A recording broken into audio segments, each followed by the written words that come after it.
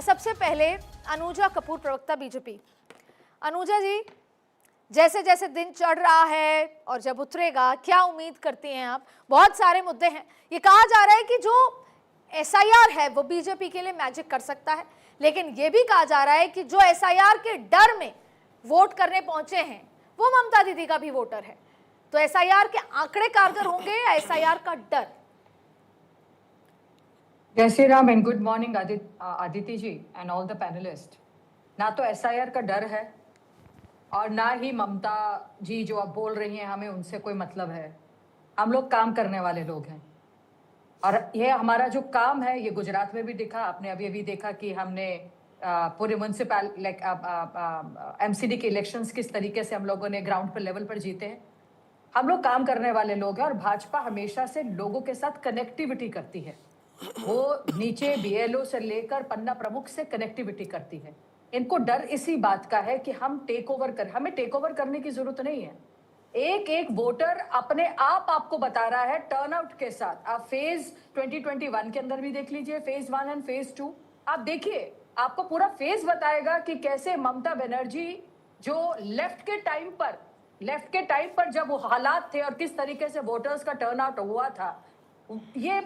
ये वेस्ट बंगाल के लोग जब एंटी इनकम्पेंसी पे खड़े होते हैं और लोगों को चेंज करनी होते हैं अपने बॉस, क्योंकि वो बॉस बन गई हैं, तो बॉस को चेंज करना है तो उस हिसाब से वो वोटिंग करते हैं। 92 और 93% जगहों पर यहाँ पे वोट पड़ा है। आप फेज 2 पे भी देख लीजिएगा।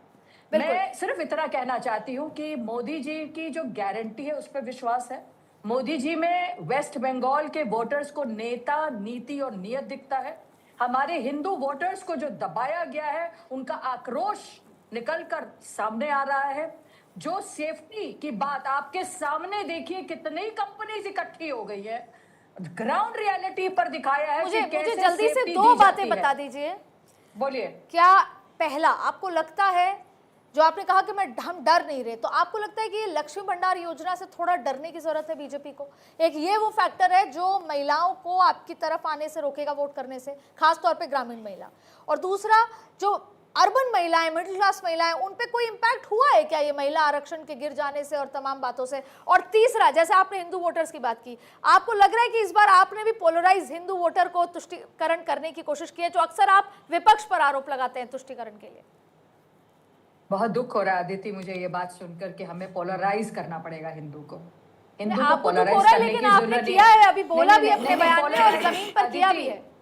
आदिति, पोलराइज करने की जरूरत नहीं है, हिंदू को जगाने की जरूरत है। उसे पोलराइज नहीं करना। उसको पोलराइजेशन नहीं कहते। नहीं, मैं समझती हूँ आपकी इंग्लिश और हिंदी, बट मैं ये सिर्फ इतना कहती हूँ कि उसको जगाने की जरूरत थी। तब हम लोग रहे थे वहां पर, हमारा पीटा हमें जा रहा था, हमारी कोई भी प्रोसेशन निकाला नहीं जा रहा था।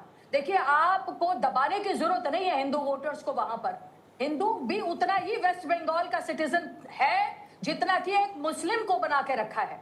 यहाँ पर बात एसआईआर से इसलिए हो रही है क्योंकि इन्फ्लेटेटर्स बाहर से आ रहे हैं। आपने हमें जगह नहीं दी वहां पर बॉर्डर बनाने के लिए। आप बॉर्डर बनाने के लिए जगह दीजिए। आप हमारा जो अन्न है, जो हमारा राशन है, जो वहां के सिटीजन्स को मिलना चाहिए, वो सिटीजन्स को मिल नहीं रहा। पोलराइजेशन तो ममता बनर्जी ने किया है, हमने कहाँ किया है? उसका बीज तो ममता बनर्जी ने बोया है। हम तो सिर्फ इतना कह रहे हैं, हमारा हक दो, हिंदू को हक दो। आप मुसलमानों को आप बोलेंगे इंशाल्लाह और वो सब चीजें, तो हिंदू कहाँ जाएगा? बिल्कुल अनुजा जी, और शायद यही वजह है कि इस बार हिंदू वोट करने बहुत बड़ी संख्या में निकल रहा है, जो कि आंकड़े बता रहे हैं। मैं अनुराग वर्मा जी के पास जाऊंगी। अनुराग जी, एक बात बताइए, हम बेसिक बात कर लेते हैं, आज मुद्दों की बात हो रही है। मुझे इतना बता दीजिए, इस बार अर्बन वोटर भारी पड़ेगा या ग्रामीण? यहाँ का पूरा जो चुनाव है वो अर्बन वर्सेस ग्रामीण होता नजर आ रहा है। अर्बन बीजेपी की तरफ झुकाव है, ग्रामीण दीदी की तरफ।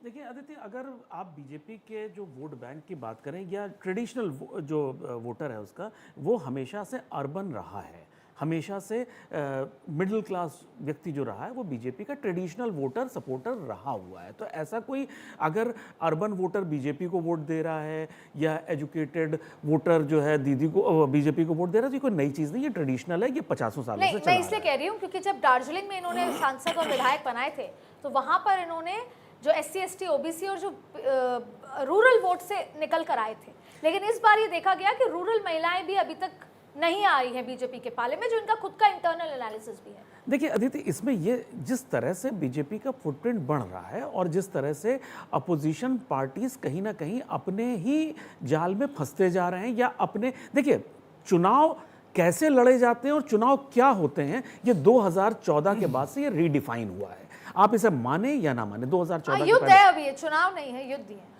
जो भी आप उसे कहें, वो चुनाव नहीं है, युद्ध है, तो वो भी आप मान सकते हैं। 2014 के पहले क्या होता था कि चुनाव से 3 महीने, 4 महीने, 6 महीने पहले एक स्टार कैंपेनर 2-3 लोग होते थे, जो आमतौर पे उस पार्टी के जो परिवार होता था, जो उस पार्टी का ओनर होता था, चाहे वो कांग्रेस में है तो गांधी परिवार हो गया, सपा में है तो वो मुलायम सिंह जी का हो गया, आरजेडी का है तो लालू जी के यहाँ से हो गया, और टीएमसी है तो यहाँ पे हो गया, ये ममता जी का हो गया। ये लोग अपनी कुछ रैलियां करते थे, कुछ रोड शो करते थे, कुछ मुद्दे होते थे, इनके ट्रेडिशनल वोट बैंक फिक्स होते थे और ये लोग जीत जाते थे। अनुराग जी, कांग्रेस तो आज भी वो प्रथा निभा रही है, उनको पहले लग गया था कुछ होगा नहीं तो वो गए नहीं। वही मैंने अदिति, वही चीज को मैंने शब्दों में पिरोया है, आपको भी पता है और मुझे भी पता है, दर्शकों के से समझने के लिए, आसानी के लिए मैंने बोला। 2014 के बाद क्या हुआ है कि राजनीति फुल टाइम काम बन गई है। ये प्रवासी पक्षी की तरह जो विपक्षी दल और कांग्रेस और नेहरू परिवार, नेहरू गांधी परिवार जो प्रवासी पक्षी वाला जो राजनीति करते थे कि सीजन आया तो आ गए, बाकी वो चले गए, वो समय खत्म हो गया। अब 5 साल पूरे रेगुलर बेसिस पे चुनाव की प्रक्रिया कुछ ना कुछ चलती रहती है, चुनाव का काम चलता रहता है, वोटर से कनेक्ट चलता रहता है। तो ये जो परिवर्तन हुआ है, ये मैं ये नहीं कह रहा हूं ये अच्छा हुआ है या बुरा हुआ है, लेकिन मैं इसको बुरा भी नहीं मानता। अगर आप इसको अच्छा नहीं मानेंगे तो मैं बुरा भी नहीं मानूंगा कि अगर वोटर से कनेक्ट किसी भी पॉलिटिकल पार्टी का, किसी भी पॉलिटिशियन का हो रहा है तो इसमें कोई बुरा। इस चुनाव में तो दीदी का भी वोटर से मैन टू मैन कनेक्ट है। देखिए दीदी के साथ एक प्रॉब्लम अदिति जी है, जो आपको, जो यहाँ पे जो बीजेपी को थोड़ा सा एज दे रही है, वो प्रॉब्लम ये है कि दीदी वर्सेस इंटायर बीजेपी मशीनरी ये चुनाव है। इसको आप ये, इसको छोटी मोटी चीज ना समझिए। नहीं, इसको दीदी की ताकत भी कहेंगे। नहीं, आप इसे ताकत कहिए, बिल्कुल। ये सारी रीजनल पार्टी का यही पैटर्न है। चाहे आप यूपी में आइए तो वहां पे एक परिवार वर्सेस पूरी मशीनरी है, आप अगर बिहार में जाइएगा तो लालू परिवार वर्सेस पूरी मशीनरी। लेकिन बस इतना सा मैं कहना चाहूंगी, कैम्ब्रिज की पढ़ाई हुआ करती थी, बंगाल का क्या था और कहां से कहां आ गया, ये इसलिए क्योंकि मैं ताजा 10 दिन वहां रहकर आई हूं। मैं संदीप यादव जी के पास आने से पहले एक बार वोटिंग परसेंटेज आपको बता देती हूँ। 11 बजे तक का मतदान पश्चिम बंगाल में दूसरे फेज में 39.97%, विच इज इक्वल टू 40% हो चुका है। 11 बजे तक मतदान, एग्जैक्ट अगर बताएं तो 39.97%, 11 बजे तक। उम्मीद तो यही है कि इस बार भी 90 क्रॉस करेगा, लेकिन फिलहाल 11 बजे तक का मतदान पश्चिम बंगाल में 39.97%। 3 जगह हमने झड़प की तस्वीरें आपको दिखाई है। वोटिंग की कतारें आपके सामने है, लंबी कतारें, महिलाएं, हर वर्ग, हर धर्म के लोग इसमें नजर आ रहे हैं और ये एक उत्साह की तरह देखा जा रहा है। वापस से आपको लिए चलते हैं और मेरे साथ संदीप जी, आपसे ये समझना था कि जैसे एजुकेशन की बात हो गई, मैं एक बेसिक बात कर रही हूँ। एजुकेशन बहुत पिछड़ गई है, महिला सुरक्षा, हालात बुरे हैं वहां पर। दूसरा आप देखिए, लेबर क्लास नहीं है, फैक्ट्रियां सिर्फ, मतलब आप देखिए ऑटो रिक्शा, मतलब पिताजी ऑटो चलाते थे, 22 साल का लड़का ऑटो चलाता है। ये मैं ताज़ा अपनी आंखों से देखे हुए एग्जाम्पल्स बता रही हूँ। तो कहीं ना कहीं पश्चिम बंगाल को कोई विकास की जरूरत तो लगती है, कुछ बदलाव की जरूरत तो लगती है। बदलाव हो नहीं हो वो 4 को पता चलेगा, लेकिन ऐसा नहीं लगता आपको कि पश्चिम बंगाल और खासतौर पर कोलकाता पिछड़ गया? आज़ादी के बाद से अब कहाँ होना चाहिए था उसे? जी, मतलब गंगा घाट गंदे हैं, आप हर जगह देख लीजिए, ट्रैफिक के इश्यूज हैं, मतलब एनीथिंग एंड एवरीथिंग वहां सब कॉम्प्रोमाइज्ड है। देखिए, लगता है लोगों को कि घाट गंदे हैं। जितने घाट गंदे हैं उससे कई हजार गुना यमुना का पानी गंदा है। नाला अगर आपने देखा होगा कहीं वेस्ट के देशों में संदीप, एक बात संदीप जी, यमुना पे पिछले 4 महीने मैंने मिलकर दिल्ली सरकार और प्रशासन पे सवाल उठाए। बात यह है, पश्चिम बंगाल है, वो राजधानी हुआ करता था, कैम्ब्रिज की एजुकेशन थी, कितना आगे थे हम और कहां पहुंच गए। और घाट, मैं होके आई हूं घाट, आप वहां पर उंगली नहीं डालना चाहेंगे गंगा मां के पानी में। किस घाट पे गई थी मुझे नहीं मालूम है आपका। मैं बाबू घाट होके आई थी, बाबू घाट होके ऐसे बहुत सारे घाट होके आई हूं। फिर भी कम से कम पानी काला नहीं है। आप उत्तर प्रदेश में चले जाइए, गंगा की हालत देख लीजिए, कानपुर में आप पैर भी नहीं डालेंगे। बनारस गए थे आप? बिल्कुल, बनारस गया हूं मैं। आदित्य जी, मैं यहाँ एक चीज टोकना मेरी चाहूंगा। बात- मेरी देखिए बात complete देखिए, नहीं, एक मिनट, अगर मान लीजिए बनारस गंदा है, दिल्ली गंदा है, तो क्या कलकत्ता साफ हो गया? मतलब ये कंपैरिजन क्यों करने लगते हैं? उसके ठीक, संदीप जी आप पूरी बात, फिर मैं मुझे मैं उनका काउंटर उनका बात, वो जिस घाट की बात करें, मैं वहां गया हूं, बाबू घाट गया हूं। और जो गंदगी की बता रहे हैं आप, कम से कम मैंने अभी 6 महीने पहले पुराने वीडियो है मेरे पास, वहां नहा सकते हैं आप। पहली बात, कैम्ब्रिज हुआ करता था कैलकाटा में। एक चीज बताता चलूं कि वेस्ट बंगाल में जादवपुर यूनिवर्सिटी है, कैलकाटा यूनिवर्सिटी है, रविंद्र भारती है, शांति निकेतन है। अब आपको बताता चलूं कि भारत से जितने लोगों ने नोबेल जीते हैं, उसमें आधे से ज्यादा बंगाल के लोगों ने जीते हैं। गुरुदेव रविंद्रनाथ टैगोर ने 1913 में इसी बात का तो दुख है सर कि वहां नौकरियां नहीं है, फैक्ट्री अरे, नहीं है, इतने इंटेलिजेंट लोग हैं, 1900 उनके पास अवसर नहीं है। अभिजीत भट्टाचार्य ने अभी इकोनॉमिक्स का नोबेल जीता है। और बंगाल, सर, बंगाल सुन तो लीजिए मेरी बात पूरी सुनिए। तो बंगाल वैसी धरती है, मैं आ रहा हूं उसके वर्तमान में, जगदीश चंद्र बसु, अभिजीत भट्टाचार्य, अमर्त्य सेन, गुरुदेव रविंद्रनाथ टैगोर के बाद आज तक एक आदमी ने पूरे भारत से साहित्य का नोबेल नहीं जीता है। ये उनकी एक कविता है, बस तो उसको पढ़ इसीलिए लीजिएगा। तो अगर आप सोचिए उनको प्लेटफॉर्म मिले एक तो वो कविता कहाँ है उनकी, पहुंच पढ़ सकते हैं? लीजिए, where the mind is without fear. वो पूरी दुनिया का संविधान है, पूरी दुनिया का संविधान है। गीतांजलि पढ़िए आप दलित एक पढ़ता है तो दलित के हिसाब से दलित लिटरेचर है वो, एक ओबीसी पढ़ता है उसके हिसाब से ओबीसी लिटरेचर है, एक आदिवासी के हिसाब से आदिवासी लिटरेचर है वो। गीतांजलि जैसी किताब पूरी दुनिया में हो ही नहीं सकती है। वो गुरुदेव रविंद्रनाथ टैगोर किसकी बात करते थे? वो राजा राम मोहन राय जिन्होंने सती प्रथा खत्म की, वो ईश्वरचंद विद्यासागर जिन्होंने विधवा पुनर्विवाह शुरू किया। वो बंगाल की धरती ऐसी धरती है संदीप जी, जिसने महिलाओं के वंचना को सबसे पहले काम करना शुरू किया, खत्म किया, ट्रस्ट मी सम्मान दिलाया। Sandeep ji, trust me, the mind is only filled with fear.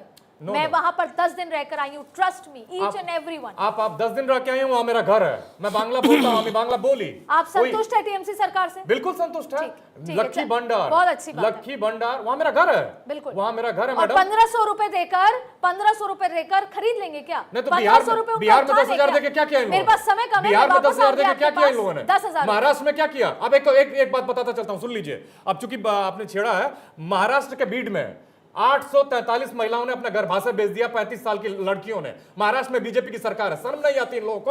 उन्होंने क्यों बेचा है? क्योंकि मजदूरी उनकी रुक जाएगी। कॉन्ट्रैक्टर चाहते हैं कि वो अपना गर्भाशय निकाल आप दें। ये कह रहे हैं जाय विधि राखे राम ताय विधि रहिए, कोई बदलाव मत रहिए। ये मेंस्ट्रुएशन साइकिल होती है और वो अपना काम छोड़ देती है, इसलिए उन्होंने अपना गर्भाशय निकाल दिया। ये महाराष्ट्र की बीजेपी की सरकार है। 1 मिनट बचा है, सौरभ दुबे जी, वहां पर हिंदू मुस्लिम ये साफ women तौर पर empowerment है। नजर आ रहा है। आपको लग रहा है कौन हावी होगा किस पे, हिंदू वर्सेस मुस्लिम में? साफ तौर पर नजर आ रहा है। देखिए, आज हमने और कौन एकजुट हो जाएगा ये बता दो दीजिए। तस्वीरें आज हमने देखी, एक लोकतंत्र की सुखद तस्वीर, दूसरी दुखद तस्वीर। सुखद तस्वीर वो थी जो आज छाता लेकर के लोग बारिश के अंदर भी मतदान करते हुए दिखाई दे रहे हैं, बड़ी मात्रा में महिलाएं जो है मतदान करती हुई दिखाई दे रही हैं। दूसरी तरफ दुखद तस्वीर वही जो पुराना ढांचा था कि इन लोगों को डराओ, धमकाओ, पत्थर चलाओ, हिंसा करो, उस पर वो दोहराने का प्रयास किया गया, सफल नहीं हो पा रहे हैं। देखिए, इतिहास में भारत आजाद होने के बाद पहली बार ऐसा चुनाव हो रहा है जिसमें कोई हत्या नहीं हुई। ममता बनर्जी का शासन, ये लोग जो रविन्द्रनाथ टैगोर की बात करते हैं, बंकिम चंद्र चटर्जी की बात करते हैं, वो बंगाल नहीं रह गया साहब। वो बंगाल, जिस बंगाल की आप समझ रहे हैं, वो बात नहीं रह गई। अब यहाँ पर सीधा सीधा हिंसा जो है वो दिखाई देती है, यहाँ पर पेड़ से लटकी हुई लाशें दिखाई देती हैं, यहाँ पर सीधा सीधा जो है महिलाओं के साथ बलात्कार। संदेश खाली का आरोपी के साथ क्या हुआ बताइए? क्या उसको वीवीआईपी ट्रीटमेंट नहीं दिया गया संदेश खाली के आरोपी को? संदेश खाली जैसी घटनाओं पे मुंह में दही जम गया। उसके बाद जो आप बात कर रही हैं कि भैया आज अगर देश तेजी से तरक्की कर रहा है, आज दिल्ली को आप देख लीजिए, मुंबई को देख लीजिए, मेट्रो शहर है, चेन्नई को देख लीजिए, उसमें अगर आप कंपेयर करेंगी बंगाल के अंदर तो बंगाल, कलकत्ता कितना पिछड़ा हुआ है। वहां पर शिक्षा जो है लोगों को जो पहुंचनी चाहिए वो नहीं पहुंच पा रही है। लोगों भ्रष्टाचार से त्रस्त, पता नहीं आप जमीन पे गए नहीं गए, मैंने जमीन पर गए, आपके पास आऊंगी, लोगों ने भ्रष्टाचार पर इतनी खुल करके शिकायत की है कि ममता बनर्जी का शासन अब कतई हटना चाहिए। 15 वर्षों में इतना भ्रष्टाचार हुआ। आजादी के 75 साल बाद जब निर्भया कांड हुआ तो कांग्रेस को, यूपीए सरकार को हाथ धोना पड़ा। आरजीकर केस के बाद आज भी ढंग से उस पर कोई कार्रवाई नहीं हुई है। मैं उम्मीद करती हूं कि अब वो तस्वीरें किसी भी राज्य से ना आए। और संदीप जी, हमसे बेहतर है वहां की जनता जो डिसाइड करे। लेकिन वापस मैं संदीप जी से जवाब लूंगी।